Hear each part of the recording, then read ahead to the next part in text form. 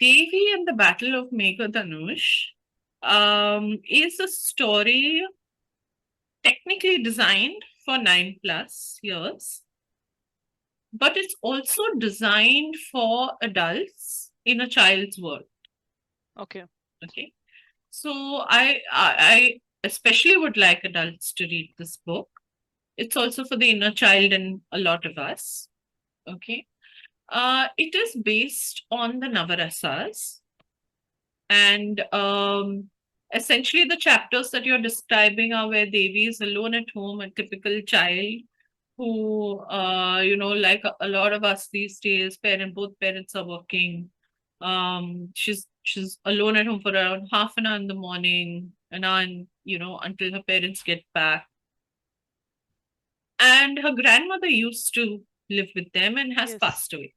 Yes. So that's where the story begins, because I especially wanted to write something in the pandemic which would address a lot of the grief that children are facing, you Hmm. know, Okay. because there's nobody to help them sort of understand. And I think as adults, we often don't take the time. To Also, process. as you'll read later in the book, even the adults don't take the time to process their own grief. They don't even realize the children are sitting with their grief, you know. So as a therapist, my first priority was to help children deal with that, and also to say, while anybody who follows me on Twitter, has followed my career when I was a journalist, knows I'm not a traditionalist in that sense. Mm-hmm. Though I have studied Vedic philosophy, Buddhist philosophy, I've studied the Bible, so I enjoy religion, I enjoy spirituality. I am a spiritual practitioner, but I'm not a traditionalist. So, for me to write a book which says that traditionally your grandparents have left you certain tools and instruments by which you can go inward Mm-hmm. and process your grief, bring your emotions to balance, understand why you feel the way you feel. Mm-hmm. I think we have a beautiful culture that enables us to do that. And I think some of those instruments are being lost in an environment that is co opting them for hate when it should be connecting us more. Mm-hmm. And as I was reading recently about a Maori king, when colonial rule in New Zealand ended, and um, he was King Te Fere Fere, okay? And at his investiture, his coronation, he said, we need a culture that allows our ancestors to walk with our children. Mm-hmm. Okay. And I think that is essentially what I hope that Devi does. So I would like children to read it. I'm so glad that so many children are reading it at the cost of the exam preparation. But I also hope a lot of adults read it.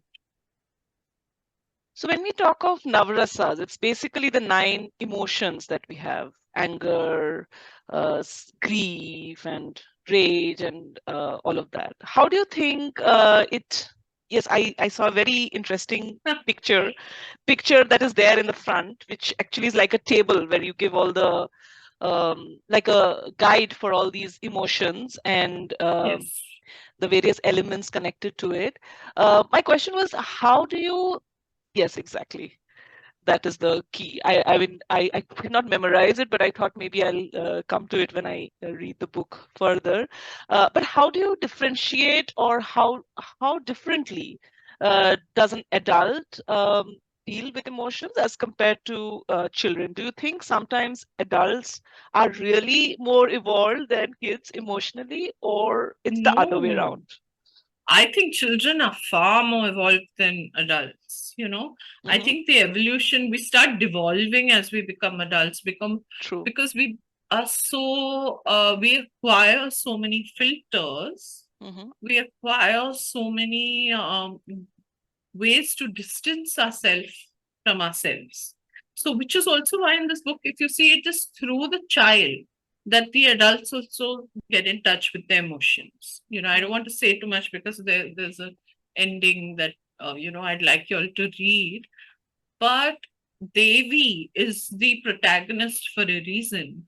Because if we had the innocence and the honesty of children, not even with others, see, I do understand that the world requires us to respond in certain ways, Mm. which are, measured, politically correct, and it should be. I have no Mm. problem with that because we do have to consider the impact of what we say and do on others. But we owe ourselves a certain authenticity, a certain honesty, which we seem to have forgotten. And children, when they're hungry, they're hungry. When they're tired, they're tired. They're not going to be polite about it. You know? Yes. Um, and unfortunately, in bringing up children, we are teaching them to be more like us rather than us becoming like them. And they say the child is the father of man for a reason, Yes. you know. So I think we have a lot to learn from children, and children know their emotions. But one thing I feel bad about, especially in India, is because I think the West has a better culture of therapeutic practice. Um, and we are very distanced even from our old texts like Shilpa Shastra, Natya Shastra, which would deal with emotions. Um, I feel sad that when you talk to Western children or children who've grown, even Indian children who've grown up in a Western environment, and you ask them a simple question like how they're feeling, they will be able to name their emotions. Mm. Yes. Okay, whereas Indian children generally will say either good or bad. Mm. I'm feeling good, I'm feeling bad, I'm not feeling so good. But they won't say I'm feeling jealous, I'm feeling irritated, I'm Mm. feeling, annoyed, I'm feeling sad. They won't say all that. Mm. So, which is or disappointed. So, apart from this, I have one more book that's coming out later this year with Hachette India, which is a non-fiction guide to emotions, which will, Yes. I hope, help parents and children sort of label their emotions. Mm. But this one was my first introduction to say it's not only a Western thing. We Mm. have the ability, which is deeply refined in Indian art and Mm. dance, that allows us to look at our emotions. So, the rasa is supposed to be when the bhava, that is the feeling, is comes into contact with the object, with the Mm. consciousness. Mm. The result is a rasa. Mm. Okay, so a rasa is the meeting of the feeling. When you perceive your feeling, then you get a rasa. So that is essentially what the navarasas are. That between these nine, Mm. you have a range of emotions, which if you understand what is Indian dance, what is Indian art, okay, it is the channeling of that emotion in a Mm. particular format so that it True. conveys a meaning. So we have the systems, we just have to go to them. Yeah. So what happens once you're aware of the emotion? How do you control your action or the reactions? Because I think that's also something that probably you start talking about in your next book, which is the whole Vipassana practice. You talk about controlling the monkey mind and things like that. So I think after the awareness that, okay, I am feeling like this, what do you do next? And how do you come to that answer? So the book on Vipassana is that's a very logical and a beautifully led question. The book on Vipassana, Sit Yourself Down, is about the 10-day camp, my first 10-day camp. And Yes. I was fortunate enough to take that in Sikkim, which is beautiful, sort of facing the Kanchenjunga, with a group of 9 other women with whom I shared a dormitory, women from around the world and across India. Um, and for me, it was a particularly transformative experience. It was the beginning of why I left journalism and began to work in therapy. To answer your question, you can't control the monkey mind.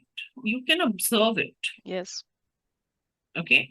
And that's the difference because um, you observe where your mind is going. And as Goenka says, if you just listen to your mind for a minute, okay, um, if that was a person standing in front of you, you would not give him a job, you know, because your mind jumps so much. 1 minute it's thinking about looking at mangoes and thinking that they are grenades, and your mind can Do think whatever. go to strange places. You could be sitting and looking out a window and say those trees are mountains, or those mountains are what, I don't know. It depends on where your imagination. Yeah. Yes. So if you just observe your mind for a moment, 1 minute, you don't even have to observe it for 10 minutes. You'll just realize this mind is mad. It's just saying anything, it's doing anything. Yes. So, what you actually learn through Vipassana is not to take your mind seriously. Okay. So what happens is you can allow it to go to the background. It's kind of like, when you're watching a movie and the OST is on in the background, there is music in every scene. Okay. But you're paying attention to the dialogue, you're paying attention to the action, but you allow the sound to go to the background. And that's what happens to your mind. It just, once you're able to locate it or understand how it moves and how it functions, you also realize that you don't have to take every thought seriously. You don't have to pay that much attention. And so you relocate your attention. That essentially is what Vipassana is. Yes. Your next book, which is Making Most of Change and Transform Yourself, Anitya, I think it's probably one of the most relevant themes of especially post-COVID, and how the workplace is changing, how the way we work is changing, how AIs are taking over a lot of things that we thought only we could do. Like today, a chat GPT could also write a scene from my novel, or it could also write a poem for me, or a cover letter. I don't know. So what do you think about a situation where, as human beings, we think that, okay, we are like the most evolved species God has created? Do we go with the flow, or try and resist the change and do something about it?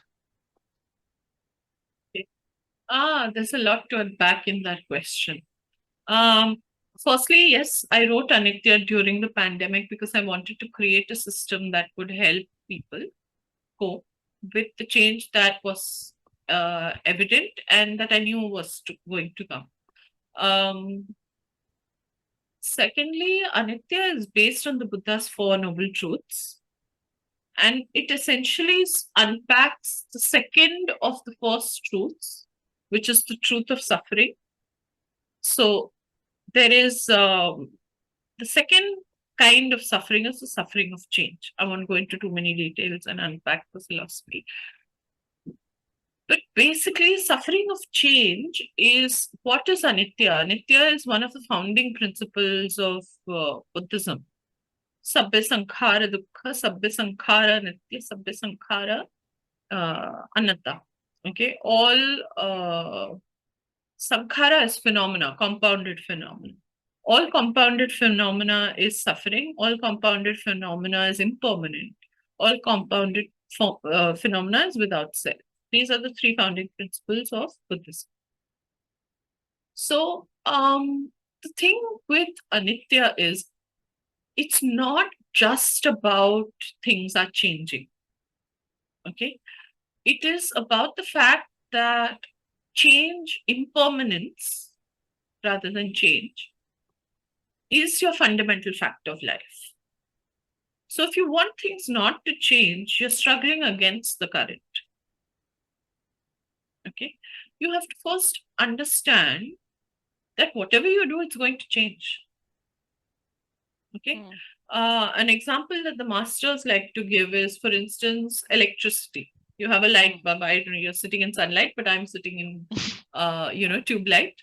And it looks like one beam of light, right? There's just light. The light is on or it's off. That's how we talk about it. but you get an electricity bill at the end of the month. Okay. For how many units you have used.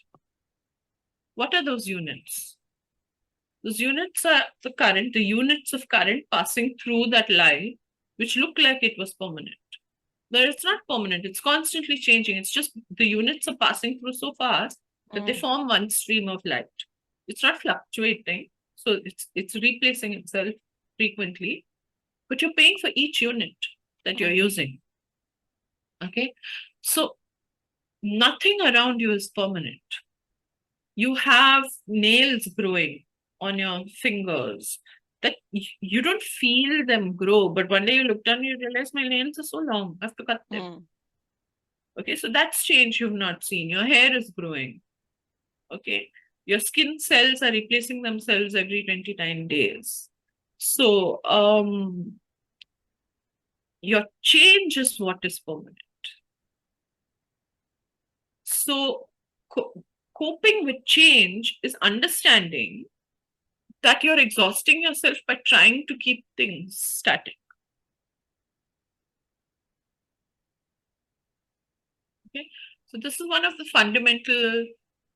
So when you talk about AI and you talk about technology and the way the world is changing and the workplace is changing, it's all going to change, and then it's going to change some more.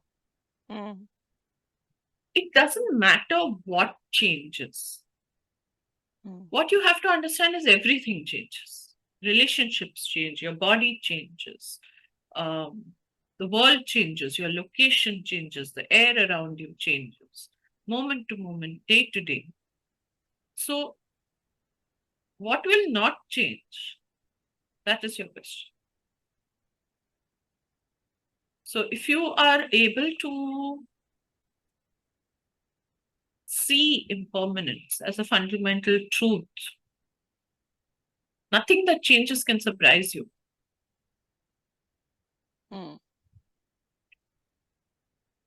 So you think that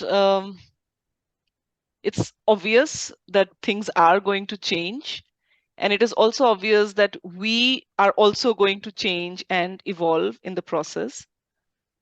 And what we can do better is accept all the changes.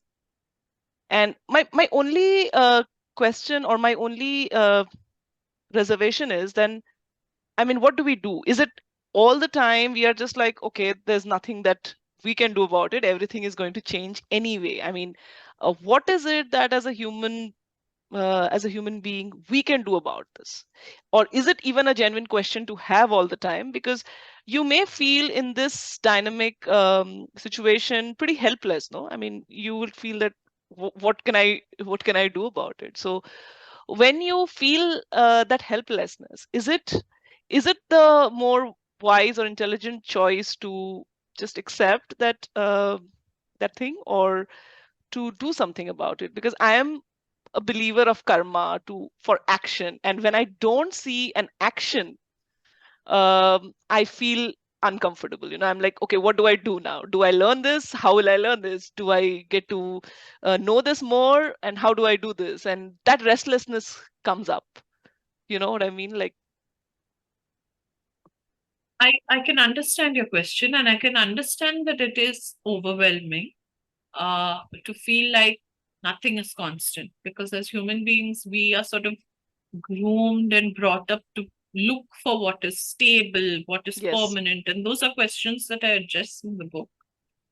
A lot of them are myths. For instance, the entire beauty industry is built on the fact that you don't have to change. You do have to change. No amount of moisturizing cream or hair dye is going to take the gray out of your hair or the wrinkles out of your skin. At some point, you're just going to, when you stop covering it up, you're going to realize it's there, it's changed. There. So a lot of the systems in the world are built to make you believe that you can hold back change. And if you stick around long enough, you'll realize that they're not true. True. Yeah. Okay. Whether it's marriage, I think, we've been sold these myths in our from the 1990s onwards, which is my generation, people are questioning these truths. Why should something last? I mean, very happy if it lasts. Sorry, I'm too Buddhist.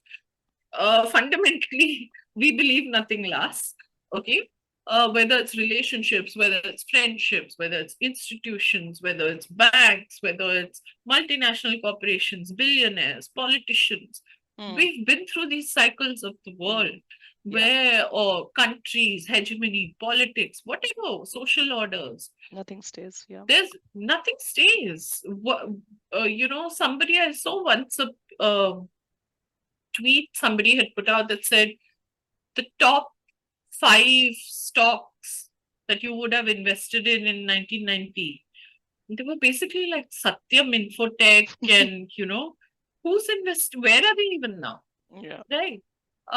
So you can rule the world one day and be gone the next. It's like the dinosaurs, Yeah. Yeah. So there's a fundamental mythology about permanence that is fed to us through fairy Very true. tales. Okay. So if you look at the world or even friendships, I'm not saying that, you're gonna lose everybody in your life, and it's not that. Yeah. But the problems in relationships that come up when people don't see that the other person also is changing, also is evolving, also is becoming a different person. And when you don't allow that and you hold them to, when we were 20, you said this to me, that's where the problems come, because people change, people grow, people adapt, people evolve. And so it's not so much about resisting change as evolving together. Understanding that you are also going to change, your environment is also going to change, I'm also going to change. So let's leave some space to adapt. Let's flow. I like to call it flow like a river. Yeah. They can be boulders, they can be fallen trees, they can be a city come up in between. A river is going to reach the sea. It just has to go around its obstacles or find other paths or change its course. So you're going to have to do what you want to do. But every time you come up against an obstacle or you realize what I'm chasing isn't where I thought it would be, you have to say, okay, that's life, that's evolution. So I'm going to adapt to this.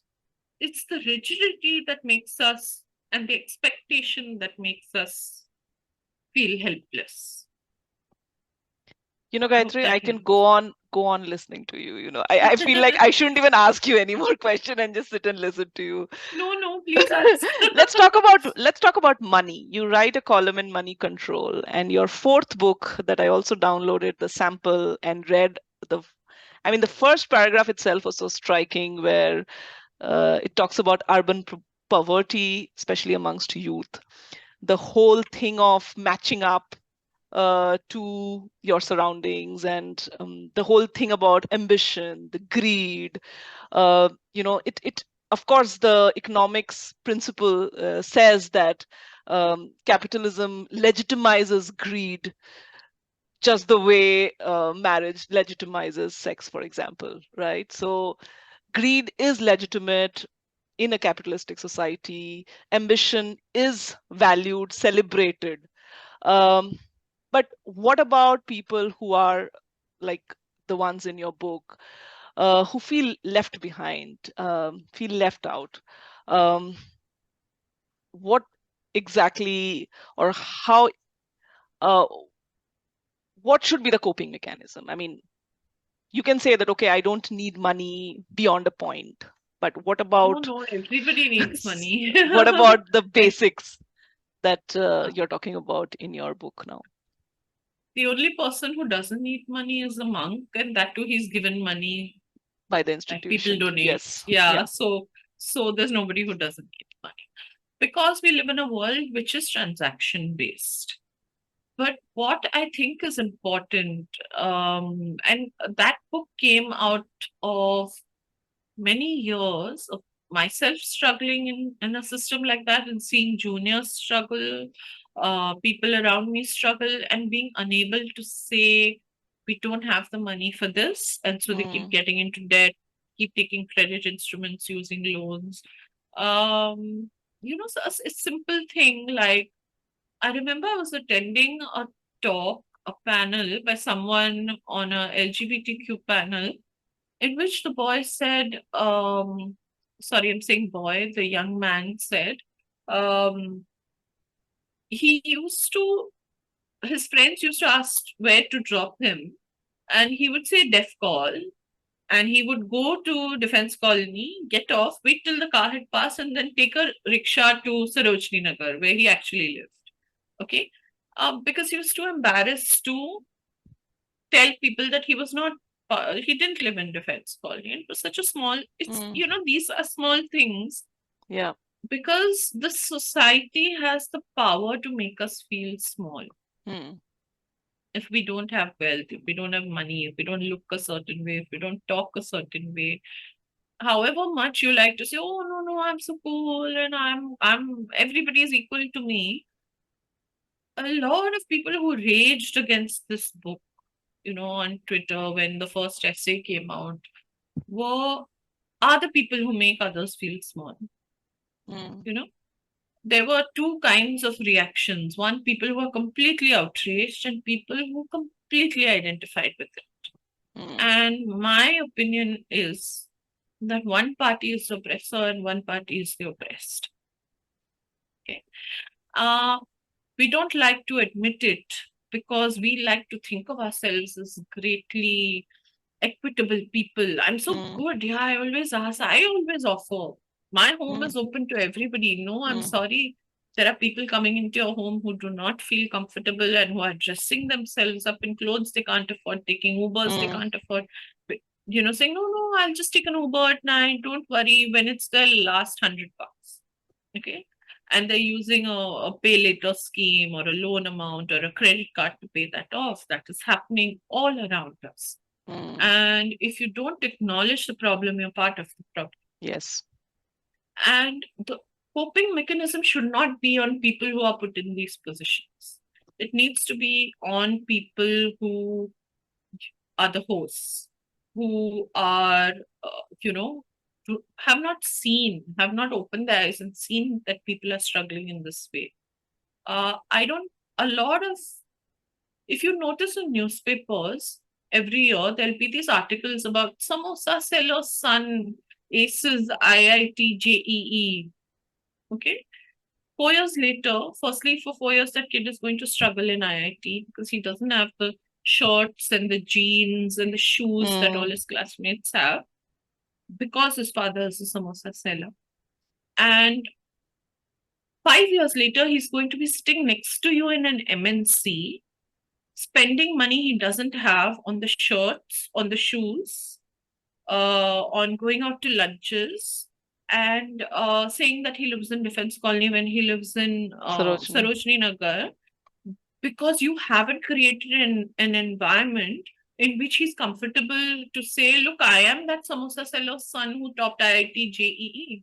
And okay, maybe he didn't top, maybe the guy who topped has the confidence, hopefully by then, to say, look, I'm very proud of where I came from. Very few do. Very few who are not toppers, who are not gold medalists, who don't have the branded laptops. Um, you know, they don't have the confidence to sit there and say, I'm proud of where I come from. So, So you're Gayatri, this contributing to the problem. commentary that you're doing on society, is this a question on capitalism, so to say, as a construct, or to the political systems, or to the government, or just or just as human beings, how we see each other? That's the context that I want to understand from this. I mean, who do you What I'm think is part of the problem and the solution? See, everybody is part of the problem, but I'm not the kind of person who says dismantle every system that's part of the problem. Yeah. Firstly, it is structural. If there's migration from smaller towns to bigger towns, from lower classes to upper classes, then there are certain problems that go with that migration. So whether you're a sociologist, whether you're a capitalist, whether you're, an economist, whether you're a cultural observer, you have an obligation to those people to understand that that upgrade, so to speak, that we are Mm, touting as developing India. It is mm, political, it is social, it is economic. It mm, matters to the sensitivity of people. And I think for too long, people have been statistics. mm. True. You and I are not statistics. It hurts. Yeah. I might be one person who got into IIT JEE from my community, from my village. Mm, Okay. And they'll say, 5% of such and such community is highly educated or has postgraduate. I'm not a statistic. It hurts me to walk in mm. those shoes. Okay. There's actual physical pain involved. Yes. So it is what I'm saying is it's everybody's problem. It's Mm, everybody's problem what these kids go through. It's not just bad financial planning. And you have to care. mm. You have to care about the people in a statistical Yes. environment. Yes. Amazing, amazing, Gayatri. I have not been moved by like four such powerful themes coming out of one single author with so much Thank you. variety. I wish I had discovered you earlier, like I mentioned in my tweet, but it's not too late. I'm definitely looking forward to reading all your books, and I'm looking forward to more from you. Thank you so much for talking Thank to you. us. Thank you so much for having me on this. Thank Thanks, you. Priya. Bye bye.